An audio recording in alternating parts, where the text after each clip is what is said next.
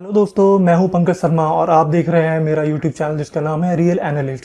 जैसा कि पिछली वीडियो में मैंने आईबीएस के बारे में बताया कि आईबीएस क्यों होता है, इसके सिम्टम्स क्या हैं, इसके कॉजेज़ क्या हैं, इसके ट्रीटमेंट के बारे में बताया कि आपको क्या करना चाहिए क्या नहीं करना चाहिए, कुछ बेसिक लाइफस्टाइल चेंजेस बताए, पानी और इनसे जुड़ी हुई चीज़ें बताई कि जिनको आप करके आपने आईबीएस के सिम्टम्स को इम्प्रूव कर सकते हो, अपने आईबीएस को क्योर कर सकते हो। और आज हम बात करने वाले हैं आईबीएस के सप्लीमेंट्स के बारे में। तो चलिए वीडियो को स्टार्ट करते हैं। पहला सप्लीमेंट जो आईबीएस के पेशेंट ले सकते हैं वो है डाइजेस्टिव एंजाइम्स। जैसा कि नाम से ही पता लगता है, डाइजेस्टिव एंजाइम्स डाइजेशन में हेल्प करता है। हम कोई भी फूड कंज्यूम करते हैं, फूड लेते हैं, तो हमारी body different types of juices, digestive juices या पाचक रस जिन्हें बोलते हैं, वो प्रोड्यूस करती है, रिलीज करती है। ये जब हम फूड हमारे स्टमक में जाता है तो यही पाचक रस उस फूड को तोड़ के उसको छोटे पार्टिकल्स में कन्वर्ट करके उसको हमारे स्टमक में कंज्यूम करवाते हैं या उसको डाइजेस्ट करवाते हैं। डाइजेस्टिव एंजाइम्स के चलते ही हमारी बॉडी में कई तरीके की पेट की समस्या उत्पन्न होती है, जैसे कि खाने का ना पचना, ब्लोटिंग होना, बार बार आपको वॉशरूम जाना, कॉन्स्टिपेशन होना, पेट में जलन होना, सीने में जलन होना, खट्टी डकारें आना, फूड अनडाइजेस्टेड फूड का स्टूल में आना, म्यूकस आना। ये सारी चीज़ें डाइजेशन प्रॉपर ना होने के कारण ही होती हैं, क्योंकि डाइजेस्टिव एंजाइम्स जो कि पूरी तरीके से हमारी बॉडी नहीं बना पाती, तो इस वजह से होते हैं। आइए बात करते हैं कुछ नेचुरल रिसोर्सेज के बारे में जिनमें हमें डाइजेस्टिव एंजाइम्स भरपूर मात्रा में मिलता है, जैसे कि पपाया, कीवी, पाइनएप्पल, अनानास, शहद, दही। ये 5 रिसोर्सेज हैं जिनमें डाइजेस्टिव एंजाइम्स एक अच्छी मात्रा में मिलते हैं। आप इनको भी यूज़ कर सकते हैं। आप कुछ सप्लीमेंट्स का भी यूज़ कर सकते हैं जो बाजार में किसी भी केमिस्ट शॉप पे आसानी से उपलब्ध होते हैं, जैसे अरिस्टोजाइम, यूनिनजाइम, लिपिजाइम। आप इन तीनों में से किसी भी एक सिरप को परचेज कर सकते हैं और खाना खाने के बाद 5 ml से 7.5 ml तक दिन में 2 बार यूज़ कर सकते हैं। चलिए बात करते हैं दूसरे सप्लीमेंट के बारे में जो है प्रोबायोटिक्स। जैसा कि आप में से कई लोग जानते हैं कि प्रोबायोटिक्स हमारी बॉडी में कितना इंपॉर्टेंट रोल प्ले करते हैं। हमारी बॉडी ट्रिलियंस ऑफ बैक्टीरिया से मिलके बनी हुई है, जिसमें कि गुड बैक्टीरिया और बैड बैक्टीरिया दोनों टाइप के बैक्टीरिया होते हैं। बेसिकली हमारी बॉडी का 2 to 4 kg of weight bacteria का ही है। कई बार जब हम एंटीबायोटिक्स का यूज़ लंबे समय तक करते हैं तो हमारी बॉडी में कई प्रकार की प्रॉब्लम्स होने लगती हैं, जिसकी वजह से हमें बार बार स्टूल पास करने जाना पड़ता है। हमारे बैक्टीरिया मर जाते हैं, हमारा गुड फ्रेंडली बैक्टीरिया काउंट भी कम हो जाता है, हमारी म्यूकस लाइनिंग में भी प्रॉब्लम आ जाती है, हमारे स्टमक में इन्फ्लामेशन होती है, हमारे गट में इरिटेशन होती है, और हमें डिफरेंट टाइप्स ऑफ जो विटामिन क्रिएट करने में प्रोबायोटिक का हेल्प मिलता था वो नहीं मिल रहा होता, क्योंकि हमारे गुड बैक्टीरिया काउंट या प्रोबायोटिक काउंट में कमी आ जाती है। चलिए बात करते हैं कुछ नेचुरल रिसोर्सेज के बारे में जिनको आप कंज्यूम करके अपना प्रोबायोटिक या गुड बैक्टीरिया काउंट बढ़ा सकते हैं, जिसमें आप कंज्यूम कर सकते हैं छाछ, दही, सेब का सिरका, प्याज या अचार। ये 5 जो चीज़ें बताई है मैंने, ये गुड बैक्टीरिया काउंट बढ़ाने में बहुत ही मददगार हैं, बहुत ही हेल्पफुल है। आप इन्हें कभी भी किसी भी टाइम कंज्यूम कर सकते हैं। दही और छाछ को आप ट्राई कीजिए, मॉर्निंग या आफ्टरनून में ट्राई करें, सुबह या दोपहर, उसके शाम में नहीं, क्योंकि इसके पीछे कई सारे रीज़न हैं, वो किसी और वीडियो में बताऊंगा। बाजार में कुछ सप्लीमेंट मिलते हैं, प्रोबायोटिक सप्लीमेंट मिलते हैं जिनको आप डायरेक्टली कंज्यूम कर सकते हैं, जो कि मैंने भी कभी अपने पास्ट में किए थे। आप विजिलेक कैप्सूल मॉर्निंग में कंज्यूम कर सकते हो। ये किसी भी मेडिकल स्टोर पे आसानी से उपलब्ध किया होता है। आप विजिलेक रिच कैप्सूल भी कंज्यूम कर सकते हो रात में खाना खाने के बाद।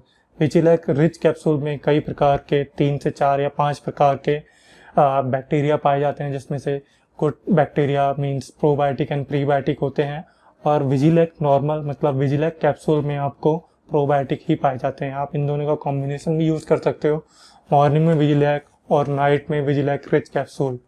चलिए बात करते हैं तीसरे सप्लीमेंट के बारे में जो है Apple cider vinegar. Apple cider vinegar Apple को फर्मेंट करके तैयार की जाने वाली ड्रिंक है, जिसमें कई प्रकार के प्रोबायोटिक्स एंड प्रीबायोटिक्स भी पाए जाते हैं। इसे हिंदी में सेब का सिरका भी बोला जाता है। ये डाइजेशन के लिए बहुत ही हेल्पफुल होता है। इसे कंज्यूम करने से पेट में जो लो स्टमक एसिड है उसकी समस्या में भी लाभ मिलता है। आपके पेट में एक अच्छा एसिडिक इन्वायरमेंट क्रिएट होता है जिसमें कई प्रकार के बैड हार्मफुल बैक्टीरिया मौजूद नहीं रह पाते, अपनी संख्या को नहीं बढ़ा पाते, और इससे आपको ब्लोटिंग में, कॉन्स्टिपेशन में, डायरिया में, एसिडिटी में, अनडाइजेस्टेड स्टूल जो आपका अनडाइजेस्टेड फूड आता है स्टूल में, उसमें भी काफ़ी हद तक लाभ मिलता है। ये बहुत ही अच्छी ड्रिंक है। इसे आप मॉर्निंग में 5 to 10 ml स्टार्टिंग में लेना स्टार्ट कर सकते हैं। इसे कई लोग 15 ml तक भी लेते हैं मॉर्निंग में।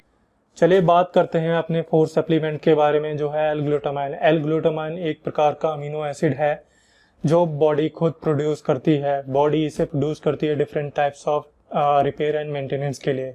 हमारे इंटेस्टाइन में कई बार इन्फ्लामेशन देखी जाती है।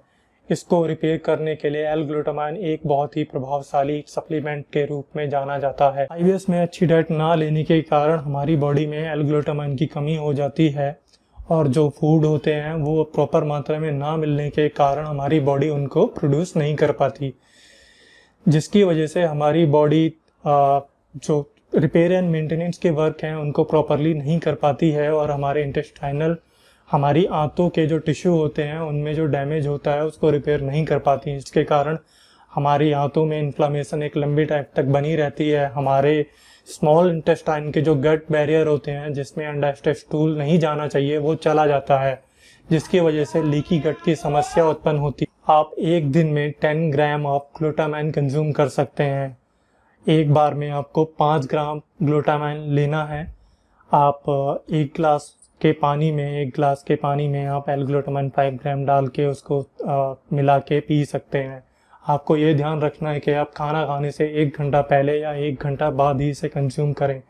सुबह सुबह खाली पेट इसे कंज्यूम करना भी बहुत ही लाभकारी होता है। अब बात करते हैं अपने 5th सप्लीमेंट के बारे में, जिसका नाम है फिश ऑयल।